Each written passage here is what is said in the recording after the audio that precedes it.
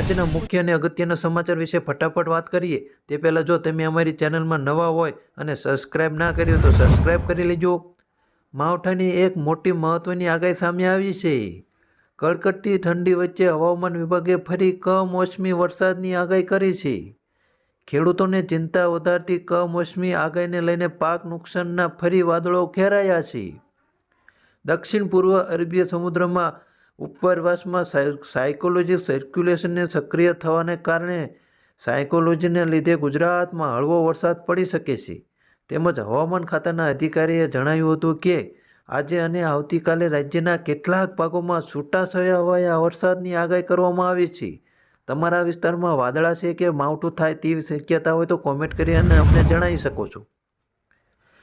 અમદાવાદમાં આંતરરાષ્ટ્રીય પતંગ ઉત્સવની શરૂઆત થઈ ગઈ છે। જી હા, વધુ વાત કરીએ તો આજથી આંતરરાષ્ટ્રીય પતંગ ઉત્સવનો પ્રારંભ થઈ ગયો છે। 7 થી 12 જાન્યુઆરી સુધી યોજાય છે પતંગ ઉત્સવ। પતંગ ઉત્સવમાં રાજ્યપાલ, મુખ્યપ્રધાન સહિતના નેતાઓ રહેશે હાજર। પતંગ ઉત્સવના કુલ 84 દેશોના 153 પતંગબાજો ભાગ લેશે।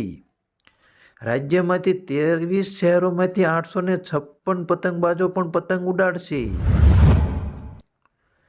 ચૂંટણીને લઈને મહત્વના સમાચાર સામે આવી રહ્યા છે। વાયબ્રન્ટ ગુજરાત સમિતિને લઈને વહીવટીતંત્ર દ્વારા તમામ તૈયારીઓ આખરી આપોઆપ કરી દેવામાં આવ્યો છે। તો આજે વડાપ્રધાન પણ 3 દિવસથી ગુજરાતના પ્રવાસે આવે છે।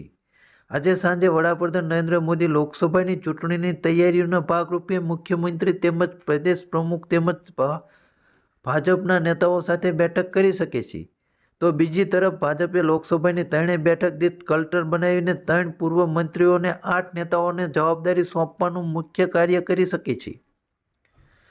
આગળના સમાચાર વિશે વાત કરીએ તો ચાઇનીઝ દોરીને લઈને મહત્વના સમાચાર સામે આવી રહ્યા છે। જો તમે પણ ચાઇનીઝ દોરીનો ઉપયોગ કરતા હોય તો તમારા માટે પણ કામના સમાચાર છે। ચાઇનીઝ દોરીએ એક યુવતીનો ભોગ લીધો છે। નડિયાદના વણિયાવાડથી ફતેપુરા જવા માટેના રોડ પર બન્યો છે એક્સિડન્ટ। એક્ટિવા પર જતી યુવતીના ગળામાં આવી જતા ચાઇનીઝ દોરી યુવતીનું ગળું કપાઈ જતા યુવતીનું મોત નીપજ્યું છે। અત્યારે ચાઇનીઝ દોરીનું વેચાણ અને વપરાશ કરવા ઉપર પ્રતિબંધ છે। પીએમ મોદી ગુજરાતના પ્રવાસે છે અને જાણો 9 અને 10 તારીખે તેમનો કાર્યક્રમ શું રહેશે। લોકસભાની ચૂંટણી જેમ જેમ નજીક આવે છે તેમ તેમ પીએમ મોદીની ગુજરાતમાં આવવાનો પ્રવાસ પણ વધી ગયો છે।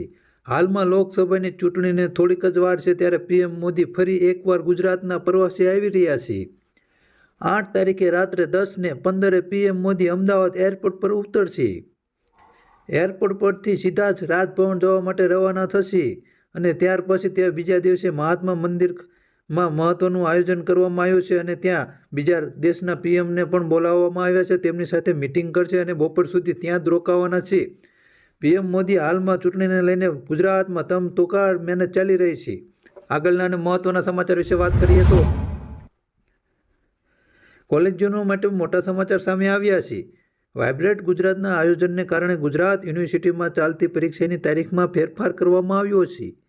BA, BCom, BBA, MA, MComની 9 અને 10મી તારીખે યોજાનારી પરીક્ષાઓની તારીખ બદલાઈ ગઈ છે। વાયબ્રન્ટ ગુજરાત સમિતિને કારણે ટ્રાફિકની વ્યવસ્થાને ધ્યાનમાં રાખીને કરાયો મોટો નિર્ણય। 9 અને 10 તારીખે યોજાનારી પરીક્ષા હવે 17 અને 18મી જાન્યુઆરીએ યોજાશે, જેને મહત્વની નોંધ લેજો અને તમારે કોઈ કોલેજિયન હોય તો તેમને આ વિડીયો શેર કરવા વિનંતી। માવઠાની નવી એક આગાહી સામે આવી છે। ગુલાબી ઠંડી વચ્ચે ફરી એકવાર રાજ્યમાં મુસીબતનું માવઠું થશે તેવી હવામાન વિભાગે આગાહી કરી છે, જેના પગલે રાજ્યના ખેડૂતોના જીવ પડીકે બંધાયા છે।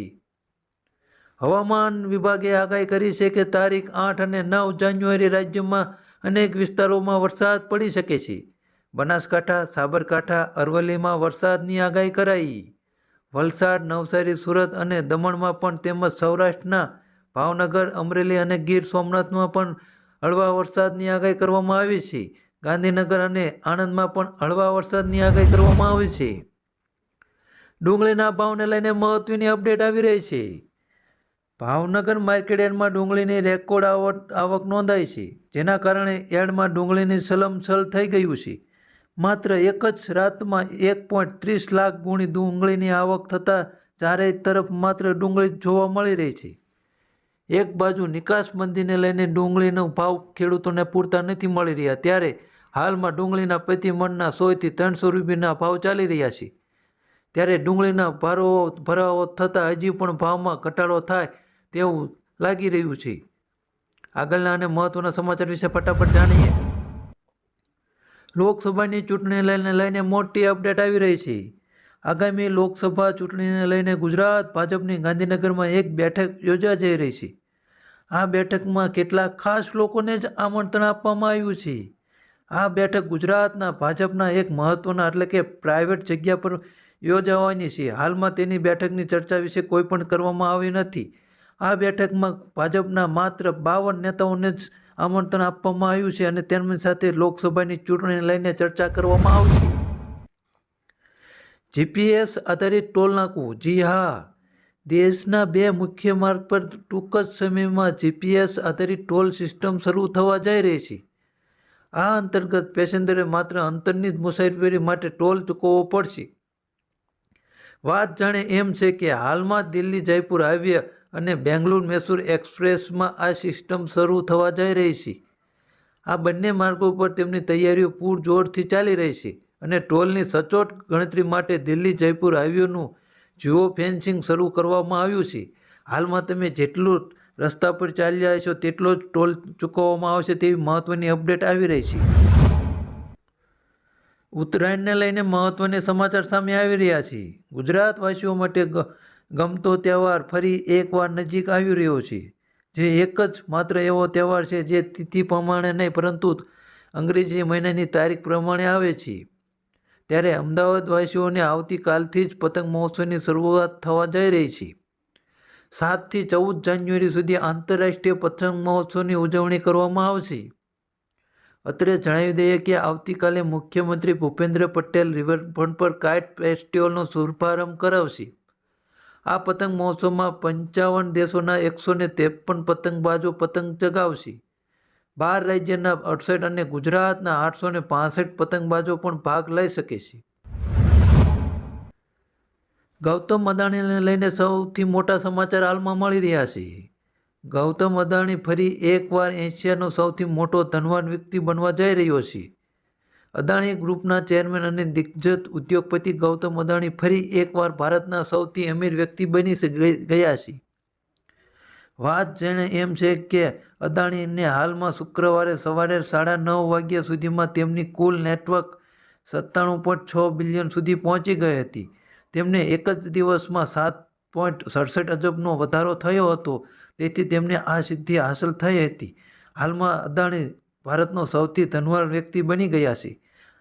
આગળના સમાચાર વિશે વાત કરીએ તો